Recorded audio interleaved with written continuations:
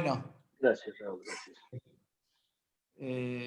este Shabbat que viene, Shabbat de Barim, leemos la primera parshá del quinto libro de la Torá, el libro de Devarim. Y también este Shabbat tiene un nombre especial que se llama Shabbat Chazon. ¿Por qué se llama Shabbat Chazon? Shabbat que leemos el primer párrafo, el primer capítulo del libro de los profetas, del profeta Ishayahu, Isaías en castellano, Ishayahu, que ahí el profeta profetiza sobre Jerusalén, Yehudá y Jerusalén, la destrucción de Yehudá y Jerusalén, habla palabras muy duras al pueblo judío. Y justamente es Shabbat, víspera de Tisha B'Av. Es un Shabbat muy fuerte, un Shabbat muy potente. En general, las 3 semanas que hay entre 17 de Tammuz al 9 de Av son semanas donde baja el calibre de la alegría. Pero servir a Hashem con alegría es uno de los pilares, de los principios. Ivdu et Hashem besimcha, un pasuk del Teilim. Sirvan a Hashem con alegría. Y si no tenemos alegría, el servicio no es completo. ¿Cómo hacemos estas semanas para servir a Hashem con alegría? Por eso tenemos los Shabbat que están en las 3 semanas, que estos Shabbat de las 3 semanas, de alguna manera, son Shabbat donde se interrumpe el duelo. No hay duelo, son Shabbat de alegría, son para dar alegría a todas las semanas. Y si este Shabbat, víspera de Tisha B'Av, tenemos que dar alegría incluso al día de Tisha B'Av. Entonces, imaginémonos qué quiere decir que también las leyes de duelo uno lo tiene que hacer porque Hashem lo manda a hacer y si Hashem lo manda a hacer, tiene que haber alguna alegría, lo aleno. Entonces, de este Shabbat tenemos que sacar también fuerza para el propio día de Tisha B'Av. Y tenemos nosotros un principio que dice Maimónides, que dice el Rambam, que todas las Haftarot, todas las párrafos del profeta que se lee después de la lectura de la Torá de cada semana, desde Bereshit hasta el 17 de Tammuz, son párrafos de los profetas que tienen que ver, tienen similitud con la lectura de la Torá. Porque ¿de dónde viene la lectura de los profetas? Había una época que habían prohibido leer la Torá. Entonces los Yehudim siempre encuentran una vuelta. No se permitía leer la Torá. Entonces los Jajamín fijaron, leemos un párrafo de los profetas que de alguna manera tiene que ver con su contenido, con la lectura de la Torá, para cubrir esa lectura de la Torá. Y después ya quedó. Quiere decir que la lectura de la Haftará tiene que ver con el contenido de la Parshá, del Humash, de los 5 libros de Moshe. Pero también dice el Rambam que desde el 17 de Tammuz en adelante hasta Rosh Hashanah, o en realidad hasta Shabbat Bereshit, todas las Haftarot, todos los párrafos del profeta que leemos, tienen que ver más con el momento, con la época del año, con la fecha, que con la Parsha. Porque las 3 semanas leemos acá párrafos de los profetas que tienen que ver con Jerusalén, la destrucción de Jerusalén, después vienen 7 semanas de consuelo, después viene Shabbat Shuvah, después viene el Shabbat después de Yom Kippur, si hay Shabbat entre Yom Kippur y Sukkot. O sea, todas las Haftarot, a partir de ahora, hasta Shabbat Bereshit, tienen que ver con la fecha. más que con la Parshá. Pero de todos modos, tiene que haber una conexión entre la Parshá y la Haftará, por más que el motivo principal es la fecha, pero también tiene que haber una conexión con la Parshá. ¿Y dónde está la conexión de la Parshá con la Haftará? Si tomamos la Haftará, vemos que el profeta le habla muy duro al pueblo judío. Pero el último versículo con el que termina la Haftará del profeta habla de qué? De la redención. Voy a hacer volver a tus jueces como en un principio. Y después termina con Sion de Mishpat Tipade. Sion va a ser redimida por medio de la justicia.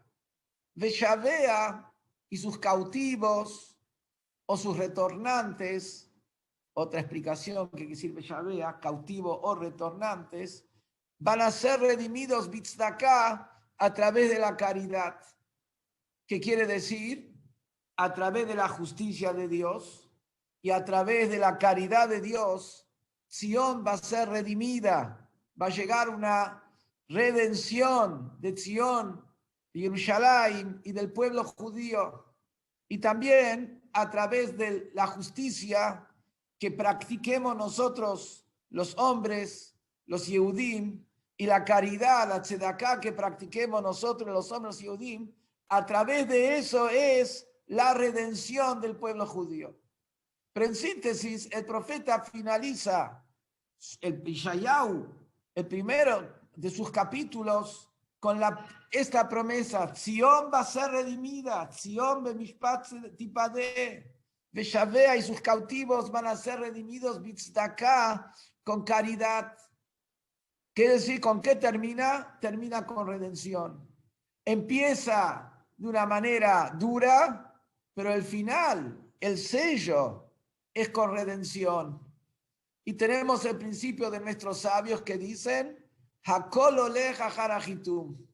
Todo va de acuerdo al sello, de acuerdo al final. Es decir, cuando hay un documento y en el documento hay una contradicción dentro del documento, entre el principio del documento y el final del documento, de acuerdo a la ley judía, lo que prevalece es el final del documento, porque todo va de acuerdo a cómo es el cierre.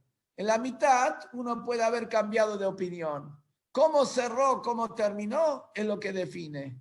Si lo que termina y define la Haftará es este versículo y los versículos de redención, es porque lo que define a toda esta profecía de Yeshayahu, aunque empieza dura, pero lo que la define es la redención del pueblo judío, la llegada del Mashiach. Y similar ocurre también con la Parshá de la semana. El libro de Devarim comienza con palabras donde Moshe Rabbeinu, de alguna manera, amonesta a los Yehudim.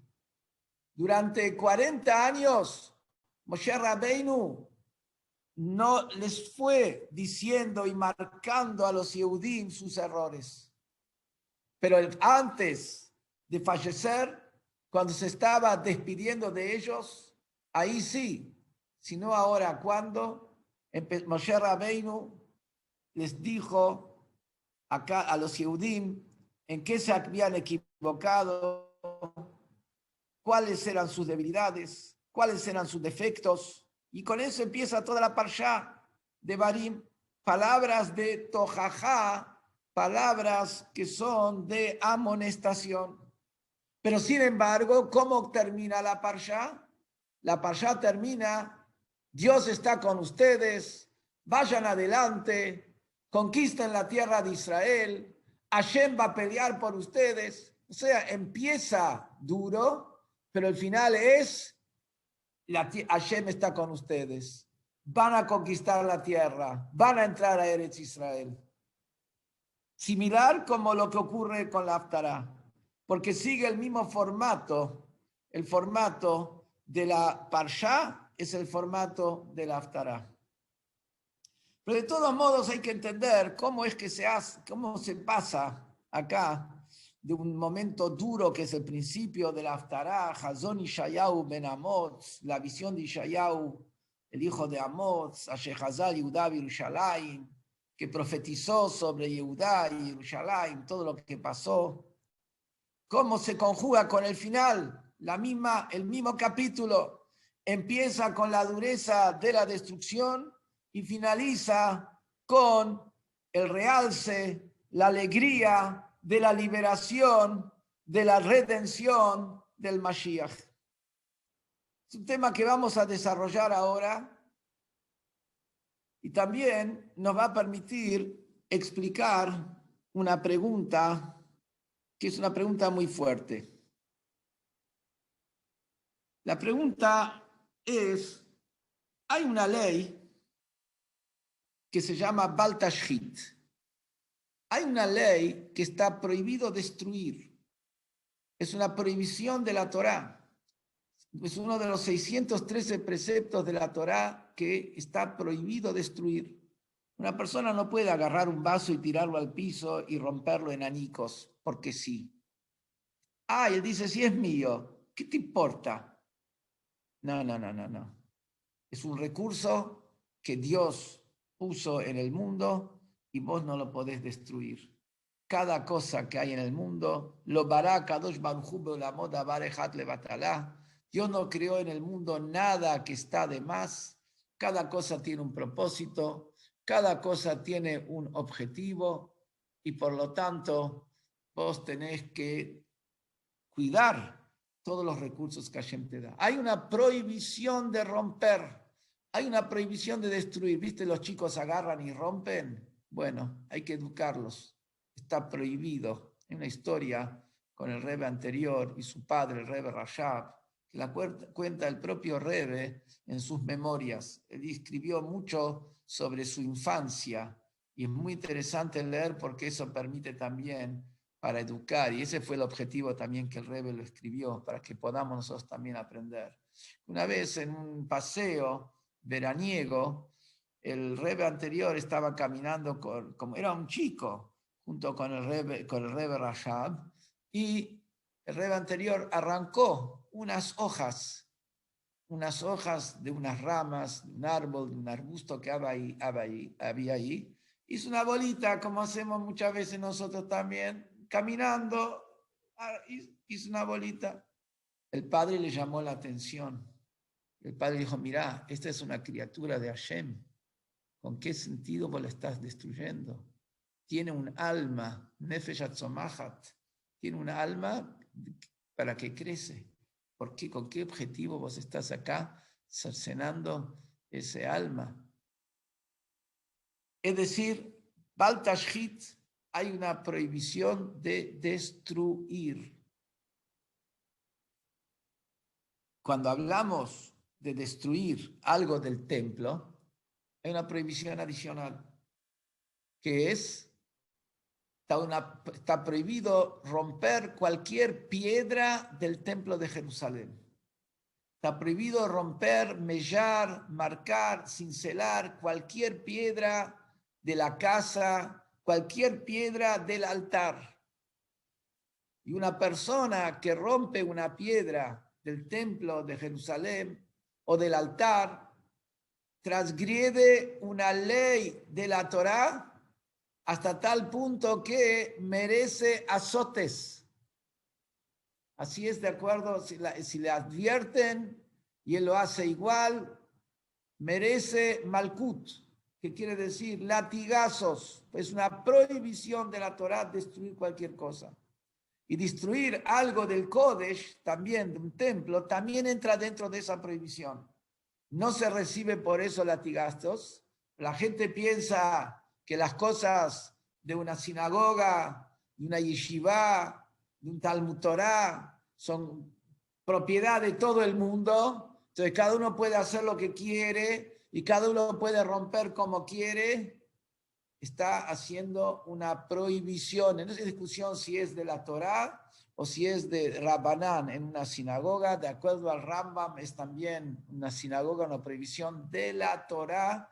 Igual como estaba prohibido romper, destruir algo del templo de Jerusalén, Está prohibido destruir algo, más allá que está prohibido destruir cualquier cosa. Más allá de que cuando yo estoy destruyendo algo que es del otro, estoy haciéndole un daño a otro, más allá de eso, como dice el Rambam, toda cosa sobre la cual se menciona el nombre de Dios, toda cosa que está dedicada a Hashem, es el hecho de ir a dañarlo, es una prohibición adicional. Y de acuerdo al Rambam, prohibición de la Torá de los 613 preceptos sería igual como agarrar un trozo de jamón y comerlo. Así de grave es rayar una silla en la sinagoga o rayar una silla en el Talmud Torá, donde los chicos están estudiando Torá. Está destruyendo algo que pertenece al Kodesh, a lo sagrado. Entonces viene la pregunta, ¿quién es el primero que tiene que cumplir los mandamientos y los preceptos? El primero que lo tiene que cumplir es Dios mismo. Como dice justamente el Midrash, que todos los reyes arman leyes, pero el último en cumplirla es el rey mismo. Pues justamente él se siente que él está por encima de la ley. Él es el que arma la ley, pero la ley no lo condiciona a él, que eso pasa en muchos seres humanos, especialmente gente que tiene poder, que piensa que todas las reglas y todas las cosas son para los demás. Pero él es el que arma las reglas. Él no tiene por qué, él no tiene que seguir las reglas. Él tiene un nivel de inteligencia que va más allá de las diferentes reglas. Entonces, no es así con Hashem. Hashem, todo lo que él ordena al Yehudí cumplir, él mismo lo cumple. Antes de ordenarlo, esto ya es una mitzvah de Hashem. Como encontramos que Hashem visitó a Abraham Avinu, Mevaker Jolim, Hashem enterró a Moshe Rabbeinu, es la mitzvah de enterrar. Hashem le hizo ropas a Adam Arishon, el primer hombre, la mitzvah de vestir al que no tiene ropas, etcétera, etcétera. Y es un pasuk que decimos todos los días en Psukei de Zimbra, en los cánticos de los salmos que decimos previo a la tefilá, decimos ahí, Magid Varav le Yaakov, Dios dice sus palabras a Jacob, Jukav, sus decretos, Mishpatav y sus leyes a Israel, le dice a Israel. Dice el Midrash, ¿qué quiere decir Dios dice sus palabras, sus decretos? Las palabras que Dios mismo cumple, los decretos que Dios cumple son los decretos de Dios. Dice el Midrash, cuando decís son los decretos de Dios, no es los decretos que Dios decretó para los demás. Son los decretos de acuerdo a los cuales Dios mismo se comporta y se conduce.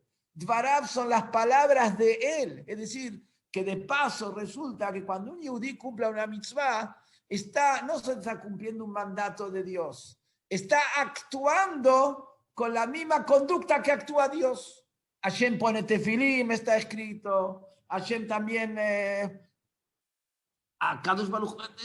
todas las mitzvot que hay en la Torah las cumple Hashem mismo. Entonces viene acá la pregunta magistral y directa.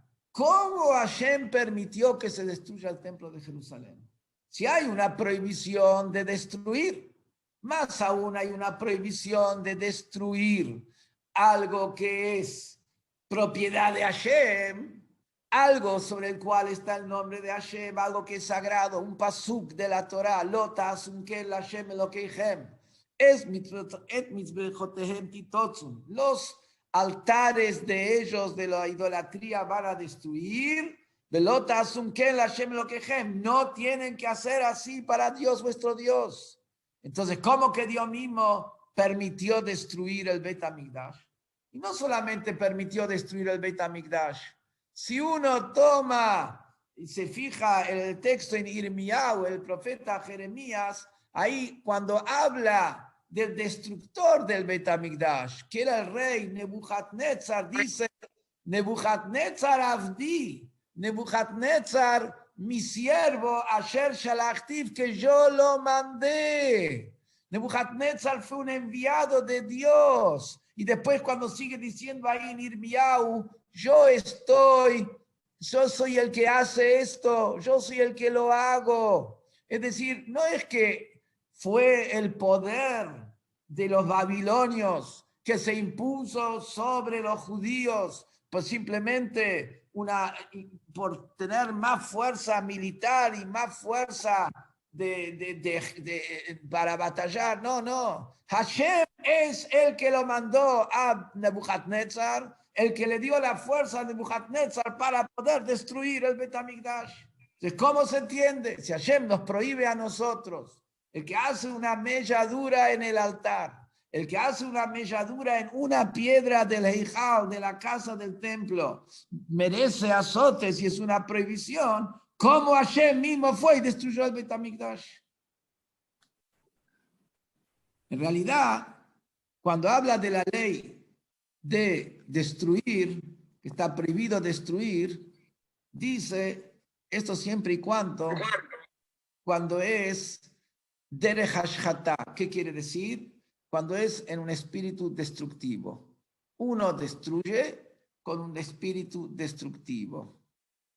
Pero si destruye para armar algo, para consolidar algo, para construir algo, ahí está permitido. Por ejemplo, una persona que en el momento que está muy enojado agarra y tira algo y lo rompe, no transgrede la prohibición de destruir. ¿Por qué? Porque él se calmó, a él le hizo bien. Está haciendo otra prohibición, que está traído que toda persona que tira algo en el momento de su enojo está haciendo un acto de idolatría. Y si lo rompe es como que le trajo una ofrenda. ¿Por qué? Porque si puede haber un enojo tal, es porque la persona piensa que esto no lo mandó Dios. Y el hecho de que la persona piense que algo que pasa no lo mandó de Dios hasta el punto tal que se enoja, hasta el punto de perder los estribos, entonces es un idólatra. En esencia es un idólatra. Quiere decir que no crees que te lo mandó Dios, por eso te enojaste tanto. Entonces, pero desde lo que es la ley de destruir, no transgrede. ¿Por qué? Porque lo que él rompió le hace bien. O como lo a ley, no Dios libre y guarde, cuando hay un caso de un familiar fallecido, que ahí se desgarra la ropa. Ahí el desgarrar la ropa es una de las cuestiones también es para dar expresión al duelo. Entonces está permitido, porque también a la persona de alguna manera también le hace bien. Eso no se llama destruir, se llama cuando se destruye en aras de destruir. Pero cuando se destruye en aras de construir, si yo tiro abajo una casa para construir otra casa, no hay una prohibición. Si yo tiro abajo una casa, nada más que por tirar abajo la casa, ahí estoy haciendo una prohibición. Por ahí acá en la Argentina, uno tira abajo la casa para que no se le metan los ocupas. Bueno, entonces también se considera como lo está haciendo para proteger a la propiedad, por lo menos, que el terreno, el valor terreno que tiene, que no lo pierda. Entonces está permitido. Entonces uno podría decir que de alguna manera, cuando Hashem destruye el Bet HaMikdash, a través de eso, Hashem, como dice el Pasuk, Kilá Hashem Hamato, Hashem volcó y gastó todo su enojo y toda su furia. Podemos decir ya desde lo sencillo, sin entrar a lo más profundo. La furia de Hashem contra el pueblo de Israel y las acciones incorrectas del pueblo de Israel generó una furia en Hashem, que esa furia de Hashem la volcó sobre el Bet HaMikdash. Igual como está permitido en un momento de furia que la persona rompió algo, la podemos aplicar también a Hashem. Pero eso sirve nada más para responder la prohibición de destruir, que dijimos antes que es una prohibición de destruir en general. Pero la prohibición que hay de destruir algo sagrado no lo responde. ¿Por qué? Porque, por ejemplo, un templo se puede tirar abajo solamente para construir en ese lugar.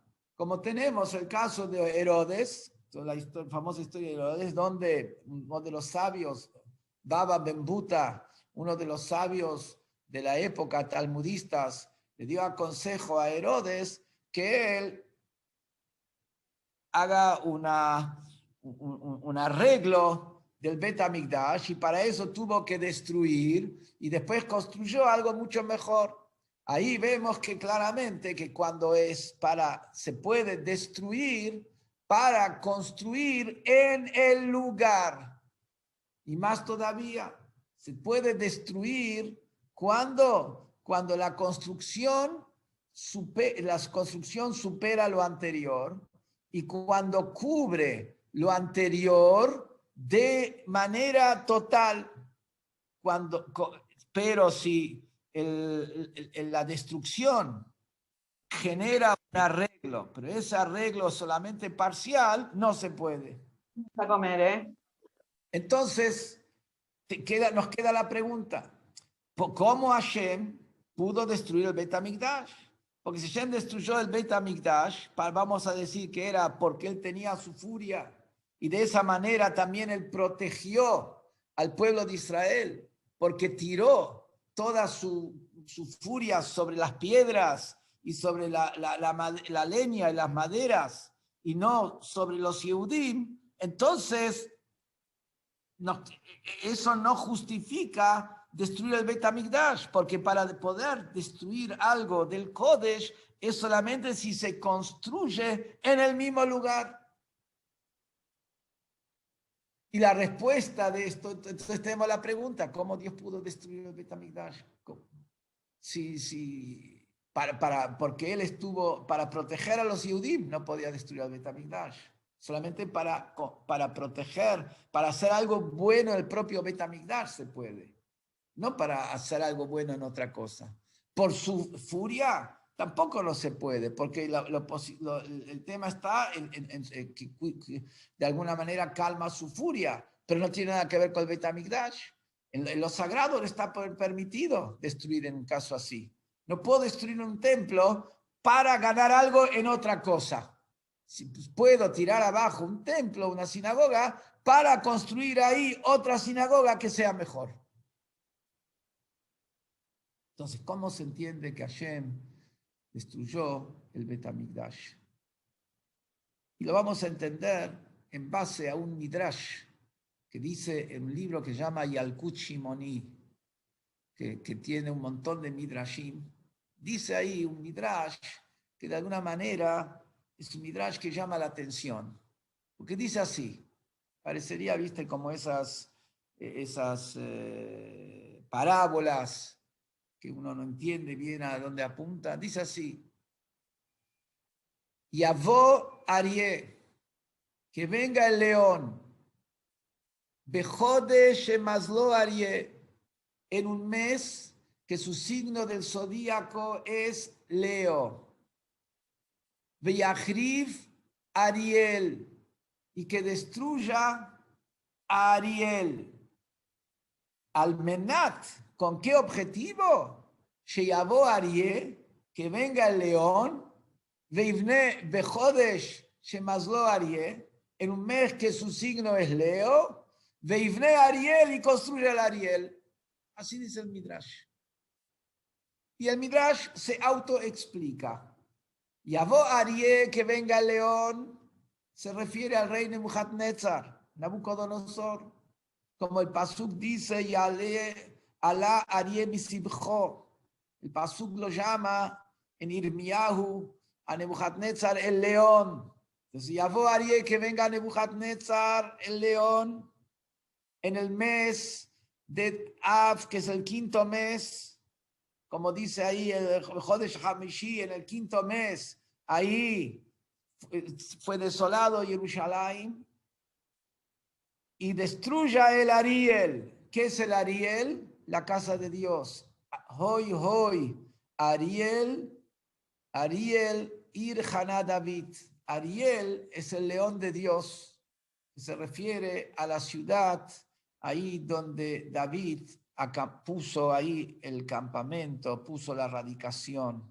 Se llama el Bet HaMikdash en el texto bíblico Ariel, Se llama casa de Dios, ¿por qué también? Porque el Bet HaMikdash era más ancho en la parte, en el frente, y iba un poquito más angosto hacia atrás. Entonces, como el león es ancho con sus hombros y con su cabeza, pero después el cuerpo se hace bien finito y se hace fino para atrás. Por eso se llama el Bet HaMikdash Ariel. Entonces dice que venga el rey Nebuchadnezzar en el mes de Av, que es cuando es el signo Leo, y destruya al Bet HaMikdash, que se llama Ariel, el león de Dios. Almenat, dice el Midrash, ¿con qué objetivo? Sheyabó Ariel, que venga el león. ¿Quién es acá el león? Zea Kadosh Baruj Hu, es Hashem. Porque Hashem es llamado, como dice el Pasuk, Ariel Sha'ag Milo Ira. Cuando el león ruge, ¿quién no tiene miedo? Y eso se refiere al poderío ilimitado, infinito de Hashem, que cuando Hashem pone que se estremezca con su poderío, ¿quién no teme? Entonces, el objetivo de la destrucción de Nebuchadnezzar es para que venga Kadosh Baruj Hu, Veivne Ariel, y en el mes que su signo es Leo, Veivne Ariel y construya el Bet HaMikdash. Entonces, ¿qué es en síntesis lo que dice el Midrash? El Midrash dice que toda la destrucción del Bet HaMikdash fue para que venga Hashem y construya Bet HaMikdash, como dice el Pasuk, Bonei Yerushalayim Hashem, que Hashem es el que va a reconstruir Yerushalayim. Va a ser un Bet HaMikdash que viene de arriba, un Bet HaMikdash que viene del cielo. Así dice el Midrash.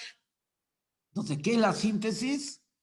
Que toda la destrucción del templo fue para construir un nuevo templo. Que con eso acá tenemos la respuesta a lo que preguntamos. Dijimos, ¿cómo pudo Hashem destruir el Bet HaMikdash? Y la respuesta es, se puede destruir una sinagoga para construir una sinagoga más grande y más linda. El segundo templo era más grande y duró más tiempo que el primero. El tercer templo va a ser un templo construido por Dios. Binyaná de Kuchabrihu. El tercer templo va a ser construcción divina. Va a bajar del cielo construido, como dice la Gemara de Masejet Sukkah.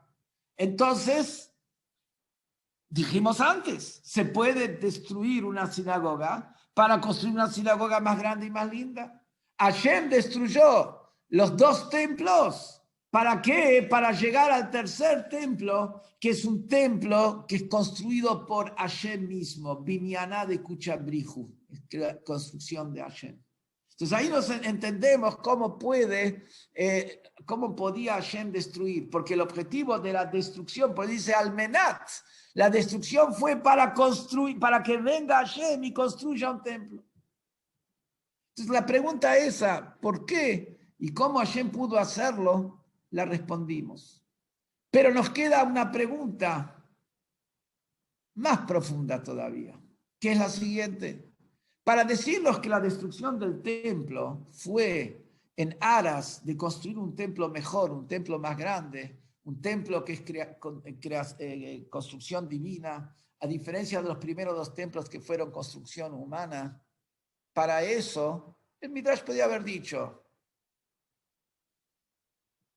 Yavó Nebuchadnezzar y destruya el templo para que Akadosh Baruj Hu construya el próximo templo.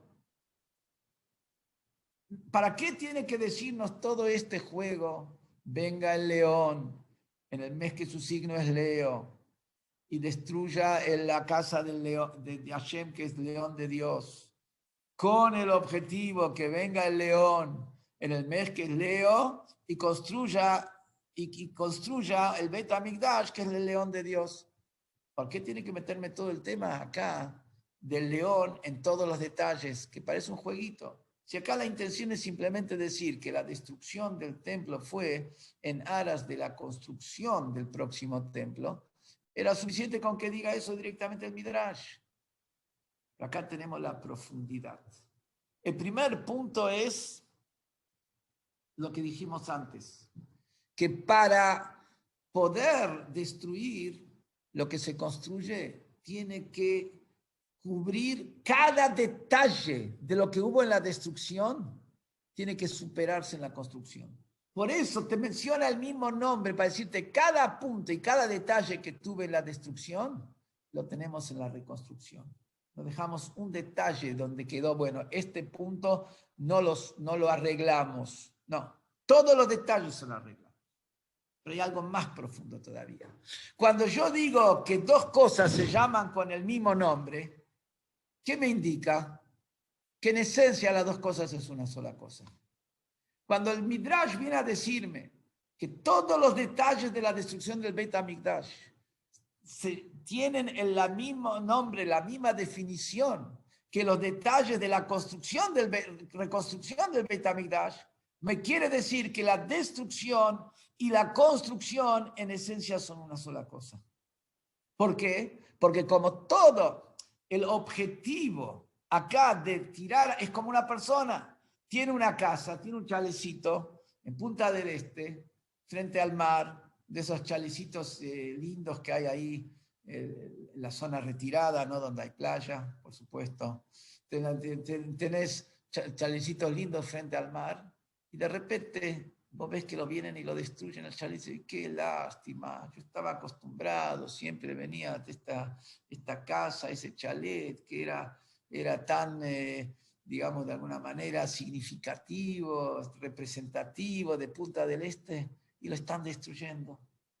Después venís al año, a los 2 años, y ves que ahí te apareció una torre de 50 pisos con balcones y todos vista al mar y todas las casas vidriadas totalmente, que ves de todos los lados, ves el mar, etcétera, una cosa así, cuando tiraron la casa ahí, yo me puse muy mal. Lo que se hizo ahora es algo espectacular, nada que ver, nada que ver. Ya la gente ni piensa en la casita cuando tiene esa cosa espectacular que está ahí a 30, 40 pisos y tiene el sol de todos lados y tiene todo vidriado y está... Es otra cosa, es otra cosa. Quiere decir que en realidad, en el momento que empezaron a tirar la casa, empezaron la construcción de la casa nueva.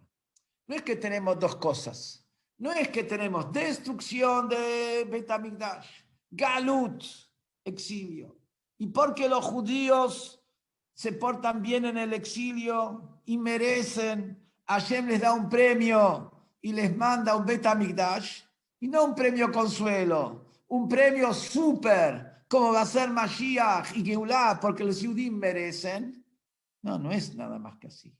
El tema es mucho más profundo. Toda la destrucción del templo fue para llegar a Biat HaMashiach, para llegar a ese mundo de revelación de Hashem, para llegar a ese mundo donde está construido un Beit HaMikdash construido por Akadosh Baruj Hu mismo, llegar a eso que Hashem se revele aquí en la tierra. Para eso fue toda la destrucción y todo el Galut. Quiere decir que el Galut es parte integral, es lo que construye la Geulah.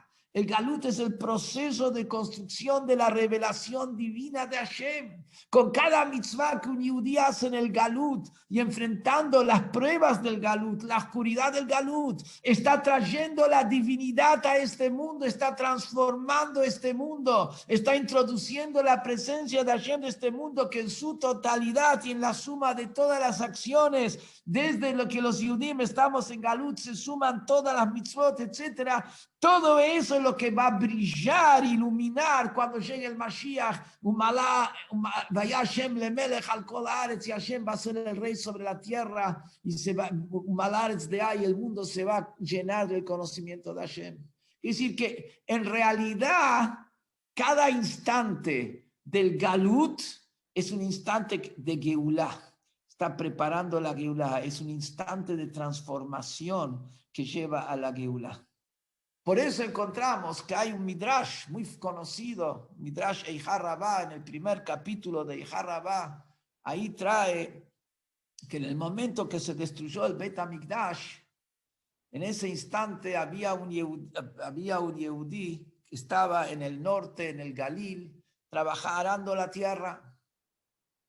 Y había un árabe que estaba ahí parado y el toro de este Yehudí mugió.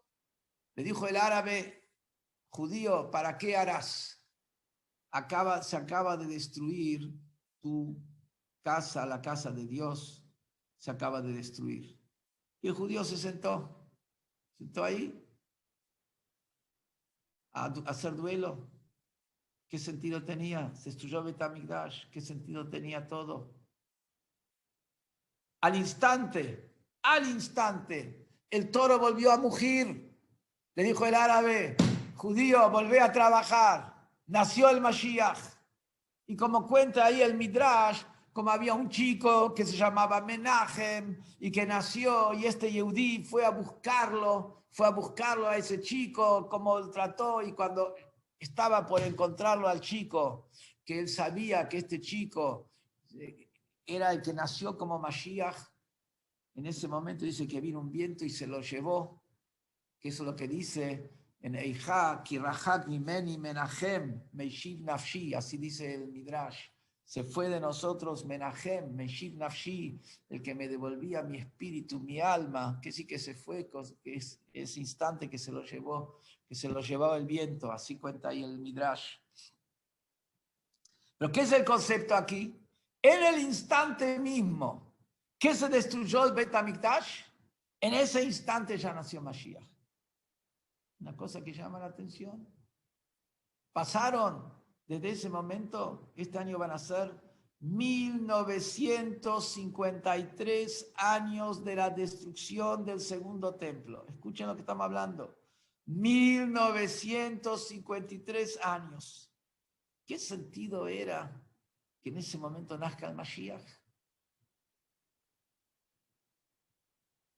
La explicación sencilla es, porque si los Yehudim hacen teshuvá y vuelven a Dios y retornan, como dice Maimónides, miyat hem nigalim, de inmediato son liberados y redimidos. Y por eso, en el instante que se estudia Beit HaMikdash, si los Yehudim hacen teshuvá, como está traído en los libros sagrados, que el momento de destrucción del Beit HaMikdash era un momento para teshuvá, era un momento que los Yehudim hacían teshuvá, en ese momento de inmediato hubiera sido Biat HaMashiach.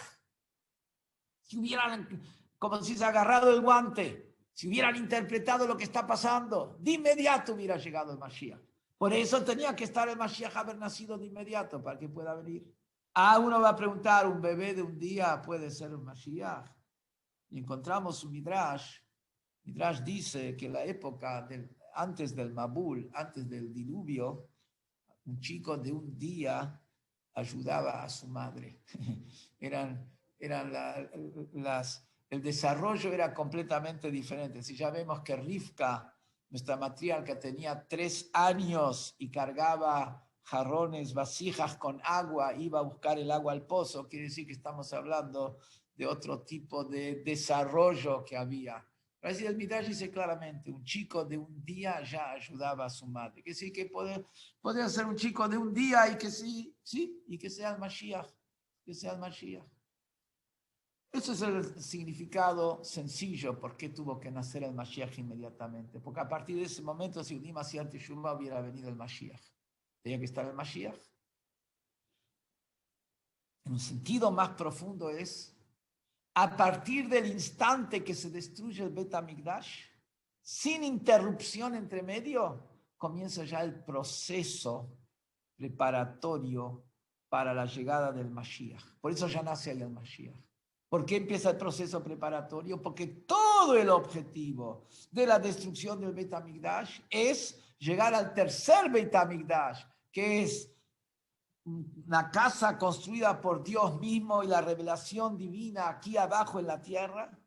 Y ese proceso empieza en el instante siguiente a la llegada del Mashiach. O sea, abiertamente, ¿qué es lo que sentimos?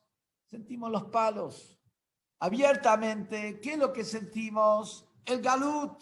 Y por eso tenemos todas las leyes de Tisha B'Av y las 3 semanas, etcétera. El ayuno el domingo, si Mashiach no viene hasta entonces, Hazbe Shalom.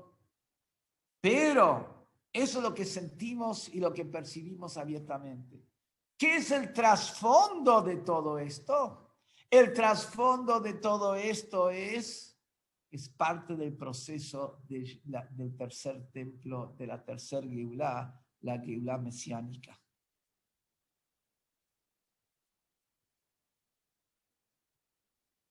En base a esto, que internamente el Galut contiene, encierra la Geulá, solamente que no es lo que se siente, podemos entender algo que llama la atención. Encontramos que dice la Gemara, y también trae el Rambam, Tipach Ruham, que explote el espíritu como algo que reviente, los que hacen las cuentas para sacar cálculos, ¿cuánto va a llegar el Mashiach?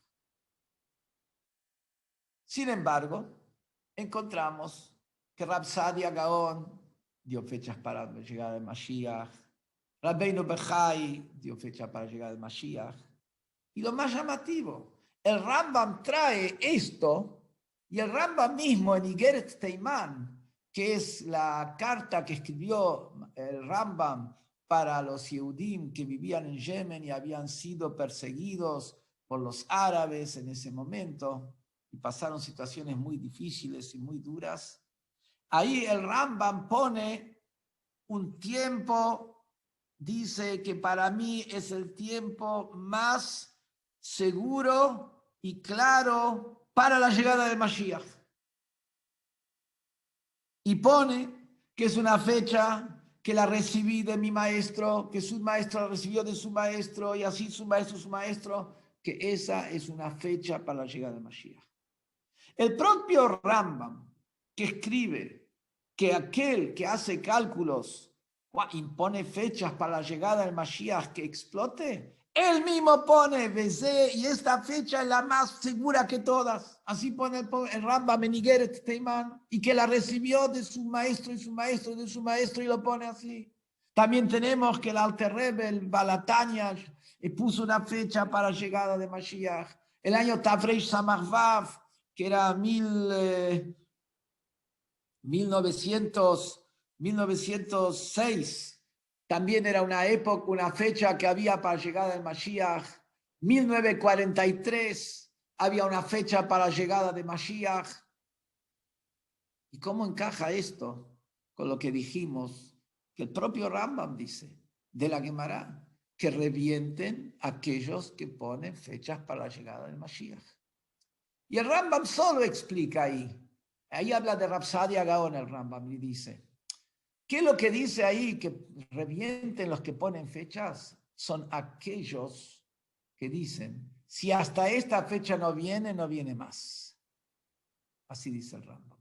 El Rambam dice que eso que decimos, porque si después no viene, entonces va a generar todo un desconcierto, dice el Rambam, se refiere a las personas que dicen, si hasta esta fecha no viene más.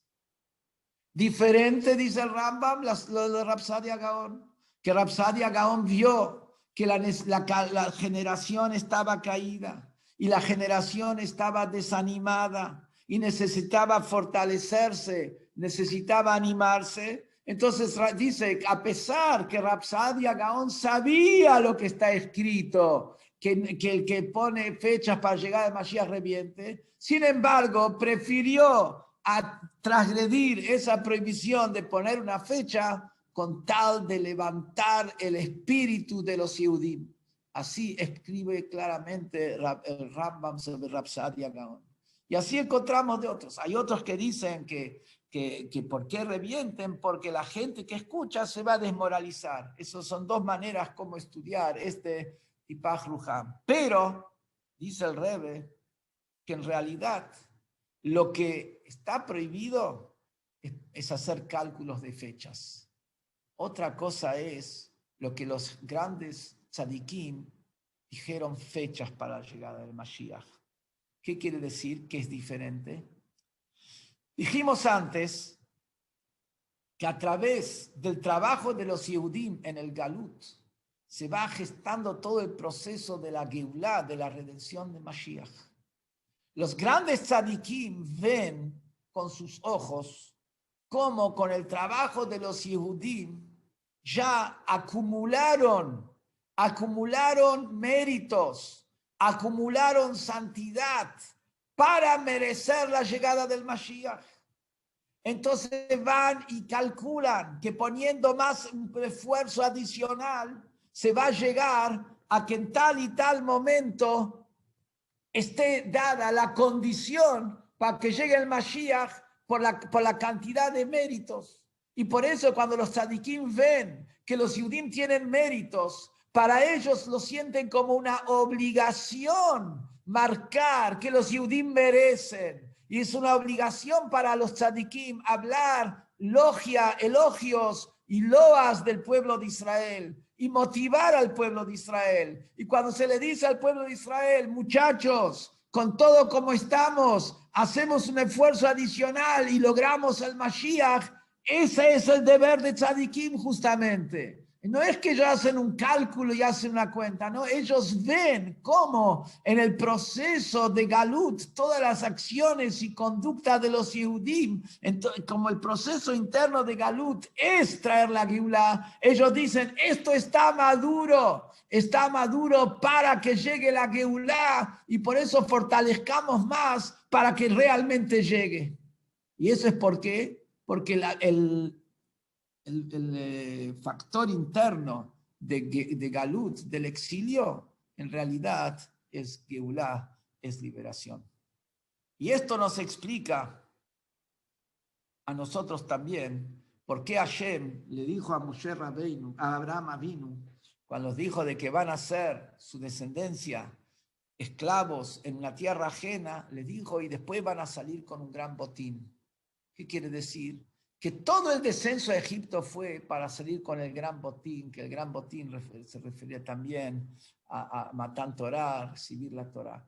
Así también es en todo el concepto del Galut, que es de alguna manera un reflejo de lo que fue el exilio de Egipto. Todo el exilio es con el objetivo de llegar a la Geulá. Por eso, después de 1953 años, que los Yehudim están fieles y siguen firmes y cada vez más. Y como vemos, los movimientos de retorno a las fuentes judías, a pesar de toda la confusión que hay en el mundo, todos los medios que atacan y acechan y acosan y abusan de las mentes de nuestros niños, de nuestros jóvenes, de nuestros adultos.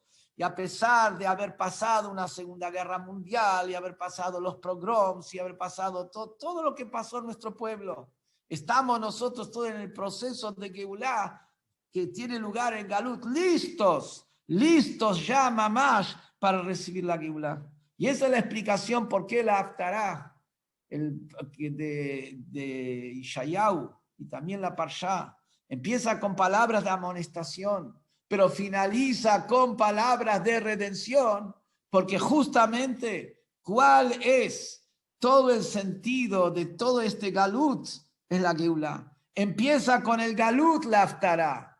Empieza con el exilio, hablando de la profecía del exilio, pero ¿con qué finaliza? Con la redención. Y por eso este Shabbat, que es Hazón, encontramos también una contradicción, que por un lado, Shabbat Hazón, se llama por la Haftará, por este párrafo del profeta que es tan duro. Pero por el otro lado dijo Rab Levitzo de Berdichev que en este Shabbat, Hazón, se muestra a cada judío el tercer Bet HaMikdash. ¿Cómo encaja una cosa con la otra? Shabbat Hazón es el Shabbat donde se lee el párrafo del profeta más duro. Y cuando se lee el profeta más duro, ahí es donde se muestra el Bet HaMikdash, que es lo más alto. Y la respuesta es porque ¿cuál es el trasfondo de toda esa dureza? El trasfondo es Geulá, el trasfondo es ver el Bet HaMikdash, el trasfondo de Shabbat Hazón es ver el tercer Bet HaMikdash. Quiera Hashem que no solamente que lo vea nuestra Neshama, que nuestra alma, nuestra fuente de Neshama vea